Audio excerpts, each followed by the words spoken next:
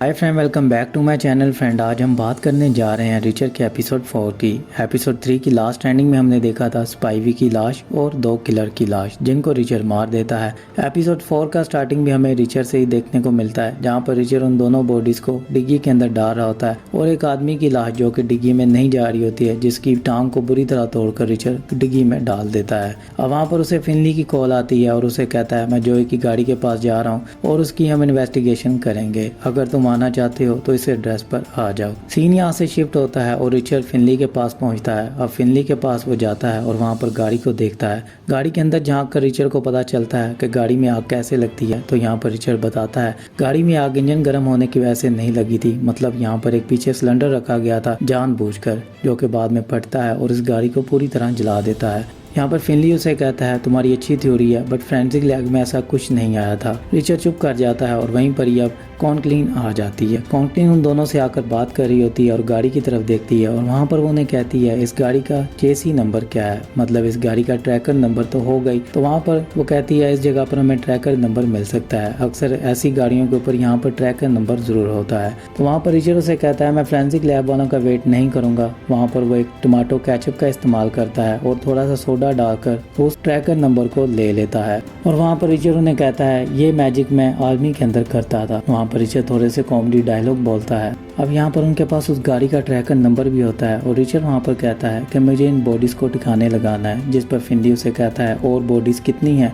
तो वहाँ पर उसे कहता है स्पाइवी मर चुका है और 2 और लाशें हैं। वहाँ पर फिनली गुस्सा करता है और कहता है मुझे इस केस में और कितनी लाशें देखनी पड़ेंगी, मैं अब तक 7 लाशें देख चुका हूँ। वहाँ पर रिचर्ड उसे कहता है 7 नहीं 8 हो सकती हैं, क्योंकि अभी तक हमें हबल की लाश नहीं मिली है। यहाँ पर और कॉमेडी डायलॉग बोलते हैं और फिनली वहाँ से चला जाता है। अब यहाँ पर कॉन्क्लीन और रिचर्ड एक दूसरे से बात करते हैं और कॉन्क्लीन उन लाशों को देखती है। जहाँ पर लाशों को देखने के बाद कॉन्क्लीन उसे कहती है कि इनको तुमने पीछे से गोली मारी है, यहाँ पर तुम मुझे बताओ आखिरकार तुम कितने लोगों को मारना चाहते हो और तुम्हारे अंदर क्या चल रहा है। इस केस को तुम्हें प्रोफेशनली हैंडल करना होगा, अगर तुम पर्सनली इस केस को हैंडल कर रहे हो तो मैं तुम्हारा साथ नहीं दूंगी।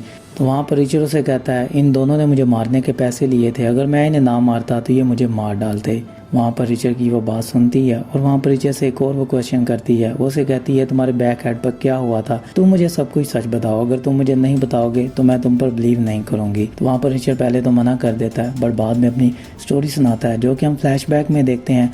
रिचर्ड एक गाँव को बचाता है, मतलब एक गाँव के बच्चों को प्रोटेक्ट करता है। वहाँ के गांव के जो लोग होते हैं वो बहुत ही ज़्यादा तंग होते हैं, कुछ गैंग माफिया उन्हें तंग करते हैं और उन्हें मारने की कोशिश करते हैं। अपने ही बैक एंड पर खुद ही मिशन करता है और उन लोगों की जान बचाता है और इस काम में क्लाइनर का कहीं ना कहीं हाथ होता है। वहाँ पर कॉन्क्लीन चुप कर जाती है और वहाँ पर रिचर्ड से कहता है ठीक है तो मुझे बॉडीज को अब ठिकाने लगाना है, हमें इन्हें एयरपोर्ट लेकर जाना होगा। अब वहाँ से वो लाशों को एयरपोर्ट लेकर जाते हैं और वहाँ पर उन लाशों को गाड़ी के अंदर छोड़कर नंबर प्लेट्स को बदल कर होटल की तरफ बढ़ते हैं। वहाँ पर वो एक रूम को लेते हैं।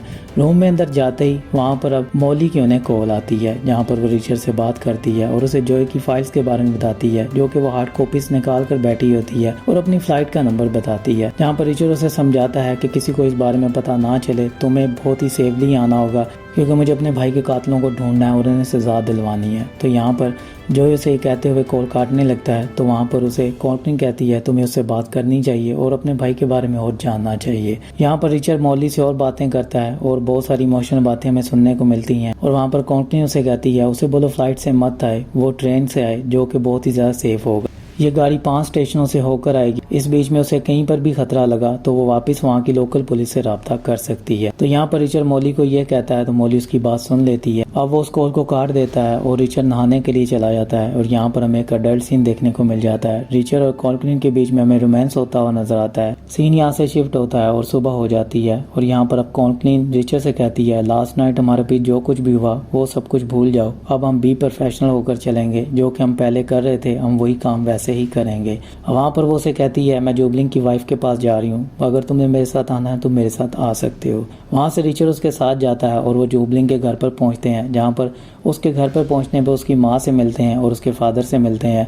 वहाँ पर कॉन्कलिन उन्हें बताने वाली होती है कि जुबलिंग मर चुका है, बट उसे रिचर मना कर देता है और रिचर वहाँ पर कहता है मैं जुबलिंग से कुछ बातें करना चाहता था क्योंकि उसकी कंपनी में कुछ हैक चीज़ें हुई हैं जिसकी वजह से हम उससे कुछ क्वेश्चन करना चाहते हैं क्योंकि इस काम में वो भी फंस सकता है, जिसलिए हम उससे मिलने के लिए आए हैं। तो वहाँ पर उसकी माँ कहती है अगर तुम्हें उससे मिलना है तो तुम उससे जाकर उसकी वाइफ के घर पर मिल सकते हो क्योंकि वो कभी कभी वहाँ पर जाता है। यहाँ पर रिचर को उसकी वाइफ का एड्रेस मिलता है। सीन यहाँ से शिफ्ट होता है और वो उसकी वाइफ के पास पहुँचते हैं जहाँ पर उसकी वाइफ को वो उसकी डेथ के बारे में बताते हैं। वहाँ पर उसकी वाइफ कोई भी रिएक्ट नहीं करती है और रिचर उससे क्वेश्चन करता है कि तुम्हारा हस्बैंड मर चुका है और तुम्हें इस चीज़ से फर्क नहीं पड़ता है। तो वहाँ पर जुबलिंग की वाइफ कहती है मैं जानती थी एक ना एक दिन ये होगा क्योंकि जो वो काम कर रहा था, महंगे महंगे गिफ्ट ला रहा था, मैंने उसे कहा था कि तुम जो भी काम कर रहे हो इसे तुम्हें छोड़ना होगा। तो वहाँ पर रिचर उससे पूछता है कि वो क्या काम करता था और कौन सी कंपनी। तो वहाँ पर वो क्लाइनर कंपनी का ही नाम लेती है और उसे कहती है वो एयर कंडीशनर बॉक्सेस को अक्सर लाया करता था जिनमें क्या था मैंने कभी भी नहीं देखा था। तो वहाँ पर रिचर उसे कहता है क्या तुम मुझे वो बॉक्सेस दिखा सकती हो।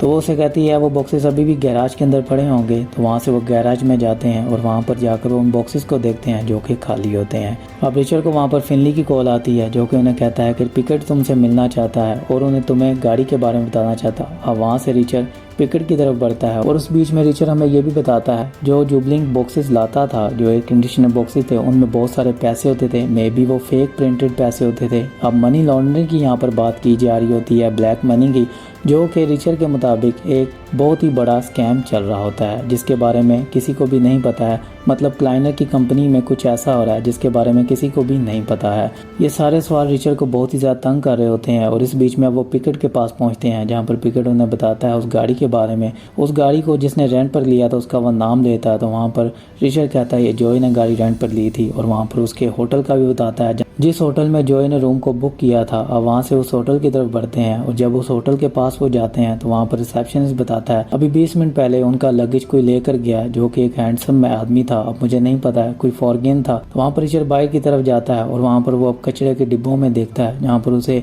जॉय का सूट मिलता है और जिसमें 3 नंबर लिखे होते हैं और अलग अलग कैटेगरी में नंबर लिखे होते हैं। अब ये किन के नंबर होते हैं रिचर को नहीं पता होता है, बस उसे अब इन 3 नंबर्स के बारे में जानना होता है। बट उससे पहले उनके ऊपर गोलियां चलना शुरू हो जाती हैं। वहाँ पर 2 किलर आते हैं।